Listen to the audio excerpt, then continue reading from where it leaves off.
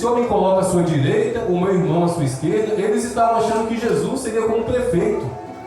Na época de campanha política acontece muito isso, né? Nesse exato momento, tem alguém nessa cidade conversando com um candidato a vereador, conversando com um candidato a prefeito, visando um cargo lá na frente. Ó, eu vou te apoiar, viu? Eu estou contigo, mas lá na frente eu quero o cargo. Eles fizeram a mesma coisa. Eles estavam acreditando que Jesus seria um político nessa terra e estava querendo um lugar de destaque na administração, na gestão de Jesus. E Jesus deu uma bronca pesada neles.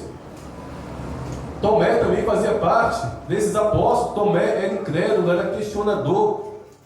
Pedro, meus irmãos, era ignorante, era bruto.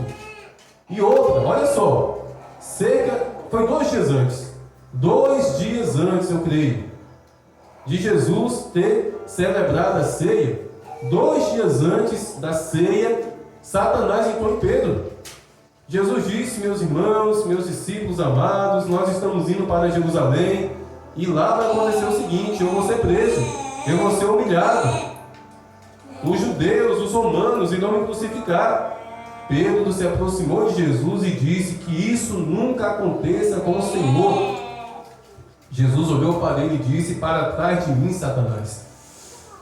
Jesus não mente, Jesus não é sarcástico, Jesus não estava ali dando uma ironia. Era Satanás de fato falando através de Pedro, um homem que andava com Jesus, um homem que seguia Jesus. 2 dias antes de Pedro sentar na ceia, Satanás entrou dentro dele. Misericórdia, isso é para a nossa alerta, isso é para a nossa vigilância, isso é para o nosso quebrantamento, meus irmãos. E eu não poderia deixar de falar de Judas, né? No meio daqueles 12 apóstolos, lá estava Judas, que antes de trair Jesus, no Evangelho de João, capítulo 8, revela que ele era ladrão. Ele roubava as ofertas. Ele roubava as ofertas que eram depositadas no gasofilaço para o ministério de Jesus. Judas era ladrão. Meus irmãos, Jesus sabia de tudo isso e ainda assim entregou o pão e entregou o vinho para aqueles homens, símbolo do corpo e do sangue. Eu não falei isso não. Eu sabendo que 2 dias antes, se Pedro congregasse nessa igreja e eu soubesse que na sexta-feira o diabo entrou em Pedro, hoje eu não participaria da ceia não. Se Tiago e João congregassem nessa igreja e eu soubesse que nesse exato momento eles estariam barganhando com um candidato a prefeito, com um candidato a vereador, um cargo, querendo dar um jeitinho, porque o correto é ter concurso, o correto é a pessoa de fato ter capacidade para ocupar aquele cargo, mas um monte de gente sem vergonha se aproveita de políticos, né, nessa época do ano, nessa época da eleição, para conseguir no bem bom. Não participaria da ceia. Incrédulo, meu irmão, não tem como você participar da ceia não, tu é incrédulo. Pior ainda, ladrão. Meu irmão, é o seguinte, tu é ladrão. A sua fama na cidade é que você rouba. Tem câmera de segurança aqui mostrando você roubando galinha. Tu não pode participar da ceia. Não iria participar. Mas Jesus, meus irmãos, sabendo de tudo isso, Jesus sabendo que aqueles homens eram imperfeitos, ainda assim dividiu o pão e dividiu o vinho, símbolo do sangue, símbolo do corpo dele. Sabe por que Jesus fez isso, meus irmãos? Porque a ceia do Senhor não é a respeito da perfeição do homem. A ceia do Senhor é a respeito da misericórdia de Deus. Nós somos participantes da ceia do Senhor, não é porque somos perfeitos, é porque Deus é misericordioso. Porque se for pela perfeição, meus irmãos, se for pela perfeição, nós não teríamos acordado nessa manhã. Se for depender da nossa perfeição, nenhum de nós estaria nessa igreja aqui hoje, porque a Bíblia fala que é a misericórdia do Senhor que nos levanta, que nos desperta, manhã após manhã, a misericórdia de Deus vai lá nos despertar, e é por isso que nós não somos consumidos. Não é por causa da nossa perfeição, é por causa da misericórdia. A ceia do Senhor não é porque você é perfeito, não é porque você é bonzinho, não é porque você canta bem, não é porque você prega bem, não é porque você ora mais que todo mundo. A ceia do Senhor é porque Deus é misericordioso, Deus é compassivo. Portanto, meus irmãos, aqueles que nesta noite irão vir aqui à frente para participar da ceia, venham com esse discernimento. O apóstolo Paulo diz que nós temos que discernir o corpo de Cristo. Discernir o corpo de Cristo é isso, é entender que o corpo de Jesus esteve pregado ali naquela cruz, o sangue dele foi derramado, o corpo dele foi despedaçado, como um pão sendo despedaçado, por amor à minha vida e à tua vida. Isso é ter discernimento do corpo de Cristo. Precisamos entender o que é a ceia. É sobre a misericórdia, é sobre um homem pendurado numa cruz, é sobre o sangue sendo derramado e caindo ali no chão, por amor à minha vida e à tua vida. A ceia é a respeito disso. Por isso vocês que virão aqui à frente, venham com esse entendimento. É sobre a misericórdia, é sobre a compaixão. Não é porque eu sou melhor do que a minha irmã que vai ficar sentada. Não é porque eu sou melhor que o meu irmão que vai ficar sentado. A ceia é a respeito da misericórdia e da compaixão, e não a respeito do meu merecimento.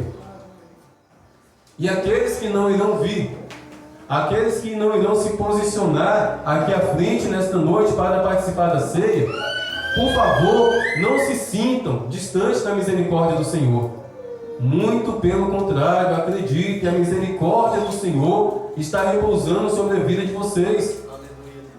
Vocês que não irão vir aqui à frente, não se sintam destituídos da graça de Deus, muito pelo contrário, a graça de Deus está repousando sobre vocês.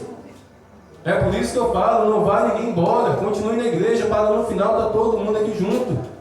Por um breve momento vocês não podem participar, mas eu faço um apelo, se esforcem para se tornarem aptos, decidam se tornarem aptos, e acredite, é decisão, acredite, é esforço. Cabe somente a vocês se tornarem aptos, cabe somente a vocês se alinharem ao critério da palavra de Deus, para se tornarem participantes da ceia do Senhor. Mês que vem teremos batismo. Até lá, os irmãos sendo consolidados e o Espírito Santo testificando, e eu volto aqui, Belinha e Ana Clara são menores de idade. Que a Leia e que a Jússi testifiquem que de fato estão aptas para o batismo. Testifiquem que estão aptas para o batismo. Elas são menores de idade. Então, Leia, observe, converse, porque o batismo não é qualquer coisa. O galego, o noivo da casa, é maior de idade, ele quer, ele está decidido. A mãe dele não tem essa autoridade porque ele já é maior de idade, então vai ser a decisão dele e a consciência dele. Mas, esses irmãos estarão aptos à ceia, porque serão batizados. Mas entenda, meus irmãos, não adianta você obedecer todos os critérios. Não adianta vocês estarem totalmente alinhados. Não adianta vocês estarem totalmente enquadrados nos critérios e estar na prática do pecado. O pecado é o maior impedimento para uma pessoa participar da ceia do Senhor. Pastor, eu não mato, eu não roubo. Mas se você xingar alguém de otário, você está pecando. Pastor, eu não mato, eu não roubo. Mas se você caluniar, se você difamar, você está pecando. Pastor, eu não mato, eu não roubo. Mas se através dos seus olhos, imoralidade, promiscuidade, sensualidade adentra no teu coração, você está em pecado.